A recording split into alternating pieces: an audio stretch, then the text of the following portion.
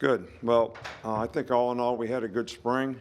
I really like the spirit and the energy of this team. I think that everybody at spring practice probably gets tired of competing against each other at some point in time, but it was good to go out and play in front of a crowd today.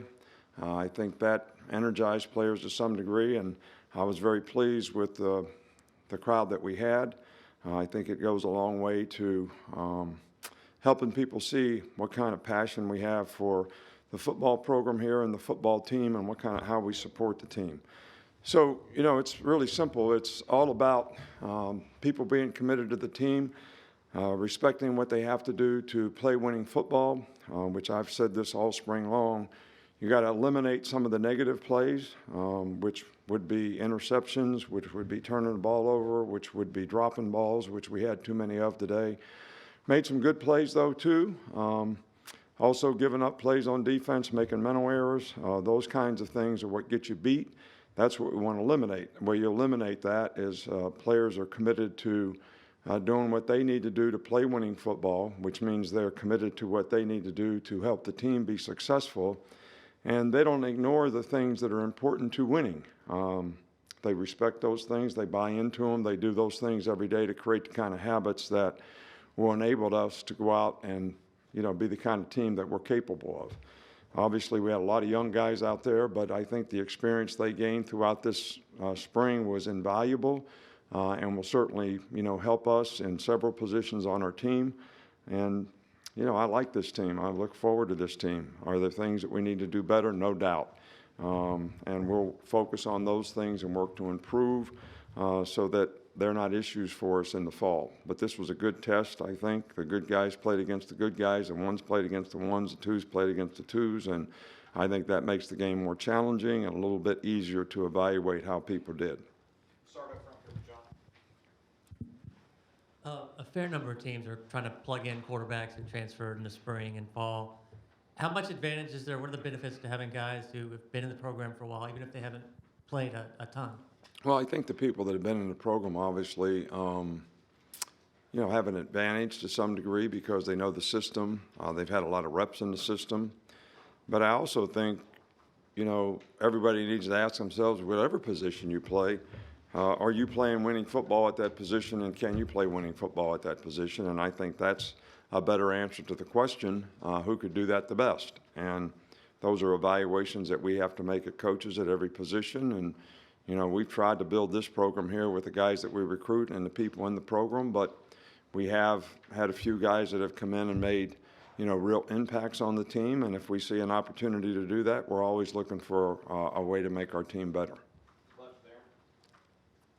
After 15 practices, where do you think of your team's toughness and physicality right now? I like this team's toughness. I think they're physical. They play hard. We don't have a bunch of guys that are soft or looking for an easy way. They try to please the coaches. They try to play with intensity. I think we have better practice habits than we've had in the past. And I think, that mentality gets developed in the offensive line, the defensive line, and on special teams. And I think we have some guys that are trying to step up and do that. Taylor and then Carrie. Hey, Coach. You have a lot of young quarterbacks. Do you like where they're at this point after watching what they did today?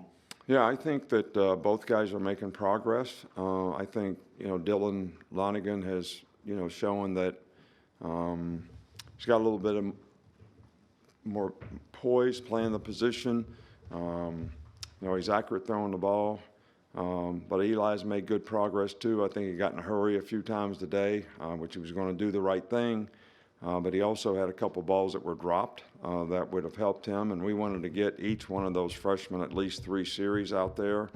Dylan kind of moved the team a little better. So, I'm pleased with the progress that they're making, and I think they both have bright futures. Carrie, right there. Hey, Coach, keeping it with the quarterbacks, but focusing on Jalen and Ty, what did you see today was the biggest overall positive from both of them at play, and what was the biggest challenge that you want to kind of gear towards getting them prepared for the next season? I think the big thing we're working on with the quarterbacks is fundamentally what they have to do to be able to process what is the defense doing. All right, get a pre-read of what is they play in. They play in cover 2, they play in cover 7, they play in 3 deep zone, so that you have a plan in your mind. This is where I'm reading, this is where I'm going, and this is the progression that I want to go through. And trust in that and believe in that, and not start drifting around in a pocket, before you give up on what your read might be.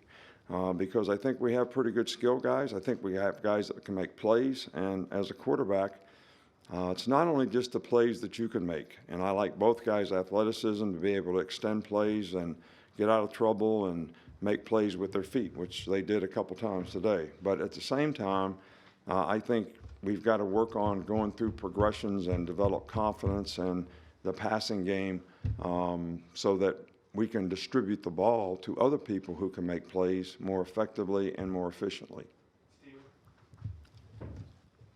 Coach, what makes Malachi Moore a good blitzer out there on the edge, bringing pressure? Well, he's actually played safety all spring long. He didn't play star at all because we've been developing Earl at star. But when we had a couple guys get in the portal, they were both stars. So Malachi had to go back and play star, and Earl, who's been practicing a lot with the ones, actually had to play with the twos because it's the best thing for the team, for us to get through today and have 2 guys that had experience in that position. But Malachi's just a very instinctive player. He's got lots of reps at doing the things like, some of the blitzes, we're reading the tackle. If he sets deep, we're going to come underneath. I mean, a lot of the other guys hadn't had the experience doing that as he's had, so that makes him an effective blitzer because he's reading it the right way. So, but he's a smart player. He's very instinctive, and he's been a good leader in the secondary all spring long. Stay on this side. Hey, Coach. Justice Haynes had a pretty good game today. How has he developed this spring, and how impactful do you think he could be for you this upcoming fall? Justice is a really good player. He had a great spring. He's got great maturity about him. You wouldn't know he was a freshman if you didn't know better. The guy's, nothing's too big for him in terms of learning, going out and execute it. He's not intimidated by anything. And, the guy's got toughness. He can run behind his pads. He's got good speed. He's a good receiver. He can make you miss. So, I think he's got a really bright future, and I think he will contribute to the team this year. Middle with Kate.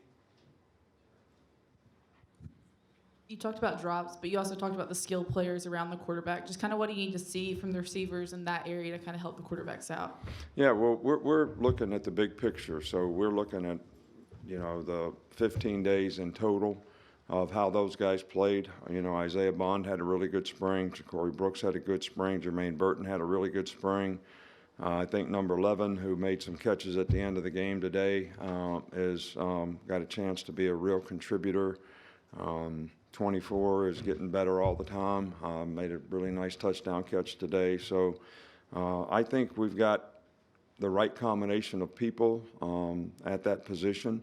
We still need to pay better attention to detail and route running and, sort of get a better, like chemistry between quarterback, receiver, so that we can develop confidence in the passing game. And we'll finish up in the back with Mason.